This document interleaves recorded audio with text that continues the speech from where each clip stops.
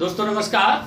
आज हम बात करेंगे कॉम्प्लेक्स नंबर का एक पार्ट हो है जिसमें लोकस निकाला जाता है। तो लोकस निकालने के लिए हमारे पास एक तरीका तो यह है कि कोऑर्डिनेट के सहारे से हम निकाल सकते हैं। कोऑर्डिनेट का यूज करके हम उसको निकाल सकते हैं, लेकिन दिक्कत ये होती है एग्ज़ाम टाइम में टाइम बहुत कम होता है, और यदि हम कोऑर्डिनेट का यूज करते हैं तो टाइम अधिक लगेगा और उससे क्वेश्चन छूट जाता है। इसलिए हम आज आपको बताते हैं कि जितने लोकस लगभग 5-6 प्रकार के होते हैं, इसी में से मैक्सिमम उम्मीद रहता है क्वेश्चन फंस जाते हैं।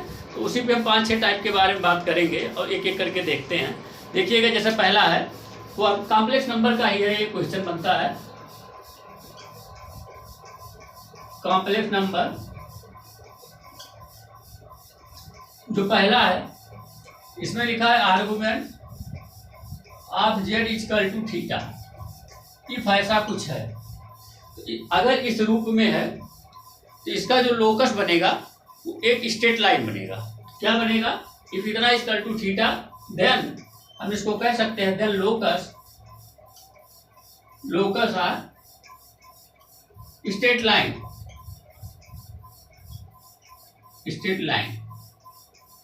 ठीक है, इसका जो लोकस बनेगा वो क्या बनेगा? स्ट्रेट लाइन बनेगा। इसी प्रकार से यदि हम बात करते हैं आर्गुमेंट दूसरा, if argument z minus z1 equal to theta है, देन यहां से भी then locus are straight line बनेगा।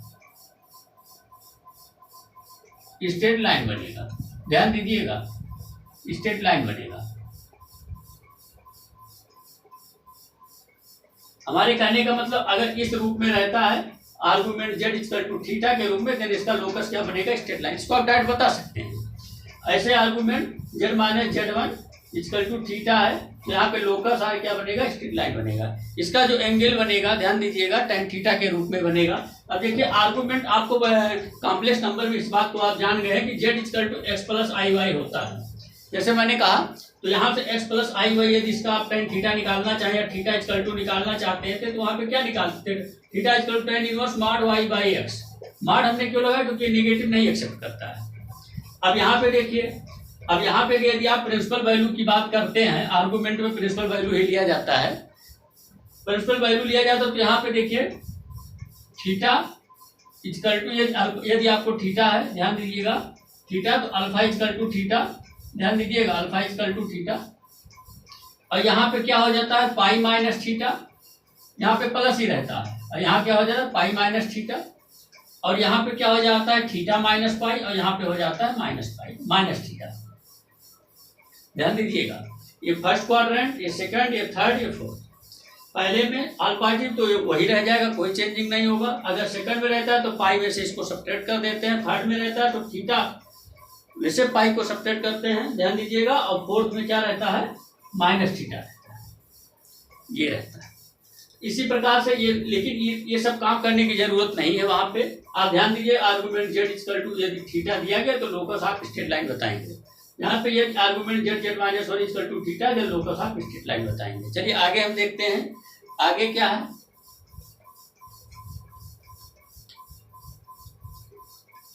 इफ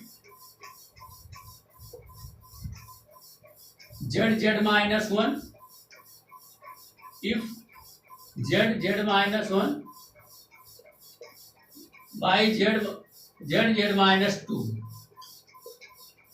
इक्वल टू k, ध्यान दीजिएगा, इक्वल टू क्या है? If z minus 1 by z minus 2 equal to k है। इफ, ध्यान दीजिएगा, यहाँ पे कंडीशन है, इफ k इक्वल टू 1 है। If k equal to 1, then ये क्या बनेगा? देन लोकस आर क्या बनेगा? स्ट्रेट लाइन ही बनेगा, स्ट्रेट लाइन।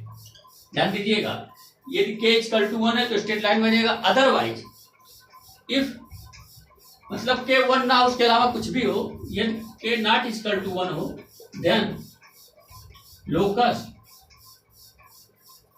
आर सर्किल हो जाएगा। हमारी बात समझ रहे होंगे। If k equal to 1 then locus are straight line होगा। और यदि के नॉट इक्वल टू 1 मतलब 1 ना हो, 2 3 5 6 कुछ भी हो, 1 ना हो, तो यहाँ पे क्या बनेगा, ये एक सर्किल बनेगा इसका लोकस। तो अब इस चीज को जैसे मान लीजिए एग्जाम में आपसे पूछ ही लिया कि z z minus 1 by z z minus 2 equal to 3, यहाँ पे कुछ भी दे सकता है, जेड जेड के जगह पे एक्स प्लस आई वाई के रूप में कुछ भी। यहाँ पे इसको आप देखिएगा 1 तो है नहीं, तो 1 नहीं है, तो यहाँ पे क्या हो जाएगा, सर्किल हो जाएगा। अगर यही 1 हो जाता तो क्या हो जाता है, स्ट्रेट लाइन हो जाता। यहाँ पे देख करके हम इसको बता ले रहे हैं, अदरवाइज हमें क्या करना पड़ता है, जेड की वैल्यू को पुट करना पड़ता, पुट करने के बाद कोऑर्डिनेट के सिस्टम से हम इसको सॉल्व कर लेते हैं, एक्स वाई में आ जाता है, उसके बाद फिर हमारा वहाँ से आंसर हो जाता है कि क्या बनेगा क्या नहीं बनेगा। उस चीज़ को तो हम जानते हैं, लेकिन वो काफ़ी लेंदी हो जाता है। तो ये क्या करेंगे, इसी से जानने का प्रयास करेंगे। अगर ऐसा कुछ argument z equal to theta, then locus of straight line हो जाएगा। और यहाँ से यदि argument z z minus 1 equal to theta, then locus of straight line हो जाएगा ये भी। और यहाँ से z z minus 1 by z z minus 2 equal to k. अब यहाँ पे के पे डिपेंड करेगा, के इक्वल टू यदि 1 हो जाएगा तो स्ट्रेट लाइन हो जाएगा, और यदि के इक्वल टू 1 के अलावा कुछ भी हो जाएगा तो सर्किल हो जाएगा। चलिए इस बात को नोट डाउन करिए, फिर हम आगे चौथे नंबर पे बात करते हैं, चौथा क्या बन सकता है।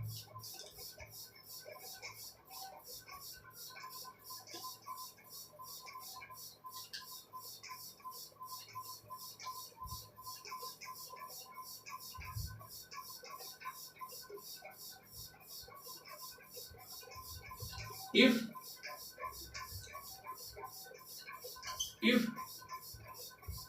z minus 1 plus z minus 2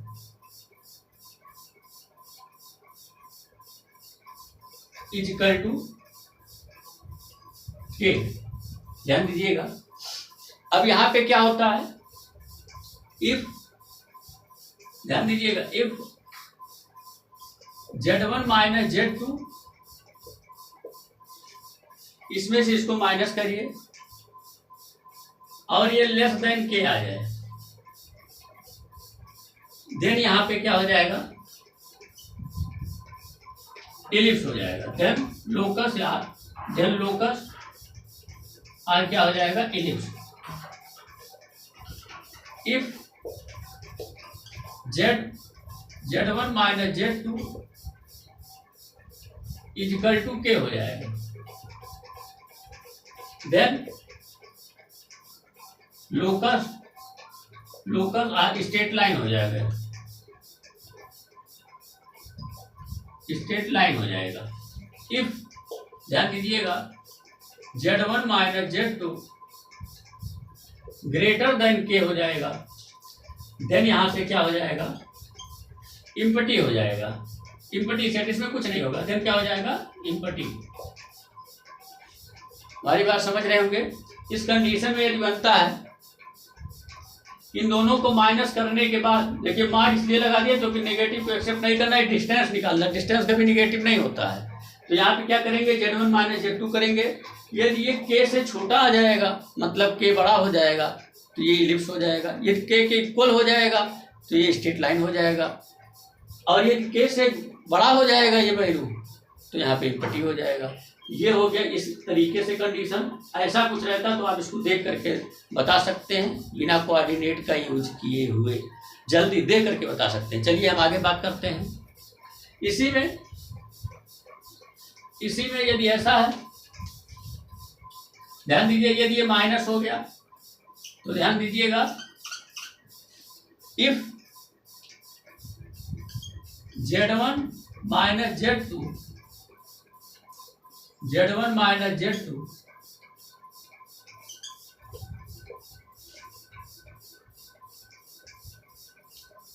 यदि ये ग्रेटर देन के हो जाए तो देन लोकस हाइपरबोला हो जाएगा, हाइपरबोला हो जाएगा। ध्यान दीजिएगा, if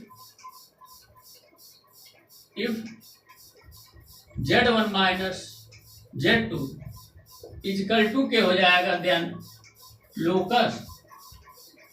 locus are straight line हो जाएगा, स्ट्रेट लाइन हो जाएगा। ध्यान दीजिएगा, if z1 minus z2 less than के हो जाएगा, देन लोकस इम्पटी हो जाएगा। हमारी बात समझ रहे होंगे। ये माइनस वाला है तो ये कंडीशन है, प्लस वाले में वो 3 कंडीशन थी, तो इसको आप देख करके जज कर सकते हैं, बता सकते हैं क्या होगा। तो इसको नोट डाउन करिए, फिर अगला नंबर हम बताने का प्रयास करते हैं कि अगला क्वेश्चन कौन सा बन सकता है, किस तरीके से बन सकता है।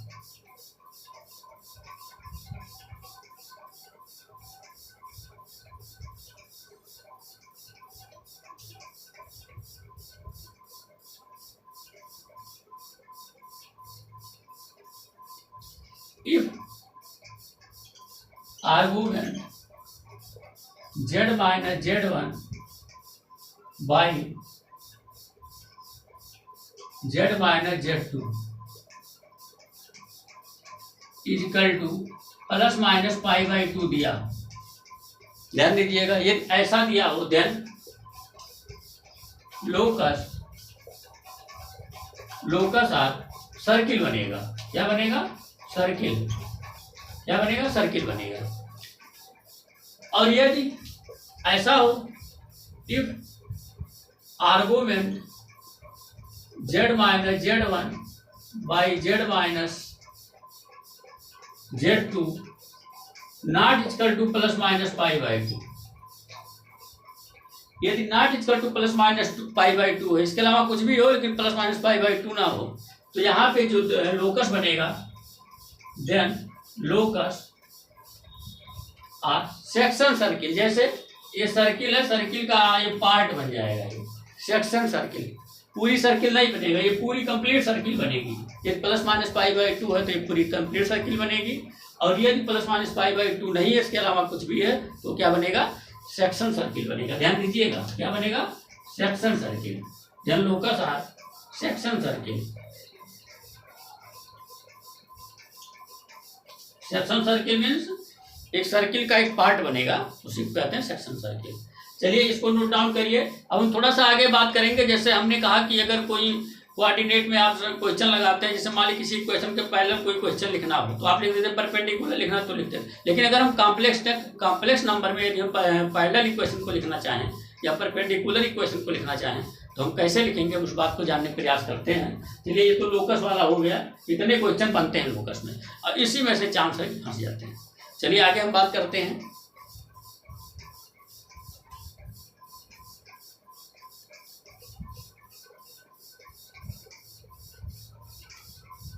जैसे मान लीजिए थोड़ा सा हम कोऑर्डिनेट में आते हैं। कोऑर्डिनेट में ये होता है, जैसे मान लीजिए लिखा ax plus by plus c equal to 0। यदि इसके पैरेलल इक्वेशन लिखना हो, ये हमारी मजबूरी, थोड़ा सा हम इसको बता रहे हैं ताकि हम फिर कॉम्प्लेक्स नंबर पे आते हैं। ध्यान दीजिएगा, ये ax plus by plus c equal to 0 है। यदि इसके हम पैरेलल लिखना चाहें तो हम क्या लिखते हैं? ax plus by plus lambda equal to 0, ये इसके पैरेलल हो गया। अच्छा, यदि हम इसी के परपेंडिकुलर लिखना चाहें, ये पैरेलल हो गया, पैरेलल लाइन हो गया। और ये किसी के परपेंडिकुलर तो हम क्या करते हैं, इसको यहाँ कर देते हैं, इसको यहाँ तो bx और यहाँ साइन चेंज करते हैं minus ay plus lambda equal to 0। ये क्या हो जाता है? परपेंडिकुलर हो जाता है, ये परपेंडिकुलर हो जाता है। ये तो कोऑर्डिनेट का हो गया। अब हम कॉम्प्लेक्स नंबर में बात करते हैं। किसी भी लाइन का हम पैरेलल लाइन कैसे लिखते हैं, किसी भी लाइन का हम परपेंडिकुलर लाइन कैसे लिखते हैं, इस बारे में हम जानने का प्रयास करते हैं। चलिए देखते हैं।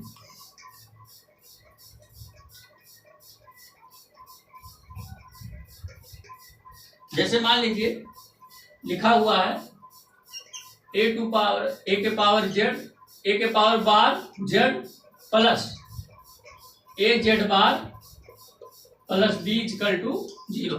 ये जिसके पैरेलल आपको लाइन लिखना हो, ध्यान दीजिएगा, इफ लाइन इतना then parallel line, then parallel line are क्या हो जाएगा? ध्यान दीजिएगा, कुछ नहीं करेंगे, कोई चेंजिंग नहीं करेंगे, यही लिख देंगे a bar z plus a z बार और प्लस लैम्डा इक्वल टू 0। ये इसके पैरेलल लाइन, तो जिसमें देखिए अभी कोई चेंजिंग नहीं हुआ है तो ठीक है। लेकिन परपेंडिकुलर में थोड़ी सी प्रॉब्लम होती है, ध्यान दीजिएगा। परपेंडिकुलर में क्या होता है, इफ अगर परपेंडिकुलर लिखना है, ध्यान दीजिए, एंड परपेंडिकुलर लाइन, परपेंडिकुलर ध्यान दीजिएगा, यही रहेगा ए बार जेड, और यहाँ पे साइन चेंज हो जाएगा, माइनस ए जेड बार अब प्लस आई के साथ लेमडा हो जाएगा, आई लेमडा इक्वल टू 0। क्या हो जाएगा? I lambda equal to 0। ये परपेंडिकुलर हो जाएगा, ध्यान दीजिएगा, ये परपेंडिकुलर हो जाएगा। तो आपने देखा, ये देखिए, ये ध्यान रखने वाली बात है। यहाँ पे पैरेलल तो ठीक है, वो चल जाता है जैसे आपने कोऑर्डिनेट में किया वैसे ही है, लेकिन परपेंडिकुलर में ध्यान रखिएगा, साइन तो चेंज होता ही है, लेकिन यहाँ पे क्या हो जाता है, ये लेमडा की जगह पे क्या हो जाता है, आई लेमडा, ये परपेंडिकुलर का होता है। तो ये कॉम्प्लेक्स नंबर में इतनी चीजें होती हैं जो बड़ा कंफ्यूज करता है, और अगर आपको ध्यान रहेगा तो ये सवाल जल्दी लग जाएंगे। अदरवाइज अगर आपको ये भी नहीं ध्यान है तो आप क्वेश्चन तो सॉल्व कर सकते हैं। कैसे सॉल्व करेंगे? इसमें देखिए ए बार जेड प्लस ए जेड बार, तो हम जेड के जगह पे वैल्यू रख देंगे जिस वैल्यू से पास करेगा। जैसे मान लीजिए 2 + 3i से पास कर रहा है, ध्यान दीजिए, 2 प्लस, जैसे मान लीजिए 2 + 3i से ये पास कर रहा है, तो जेड की वैल्यू ये हो गया। अब जेड बार की वैल्यू क्या हो जाएगी? 2 - 3i। तो इसको तो हम कोऑर्डिनेट से भी लगा सकते हैं, लेकिन क्या होगा, लेंथी हो जाएगा सवाल और आपका टाइम बहुत नुकसान हो जाएगा। इसलिए अगर ये चीज़ ध्यान रहेगा तो देखते ही सवाल आपका सॉल्व हो जाएगा और टाइम की बचत हो जाएगी। चलिए ठीक है, धन्यवाद, फिर हम अगले दिन मिलते हैं।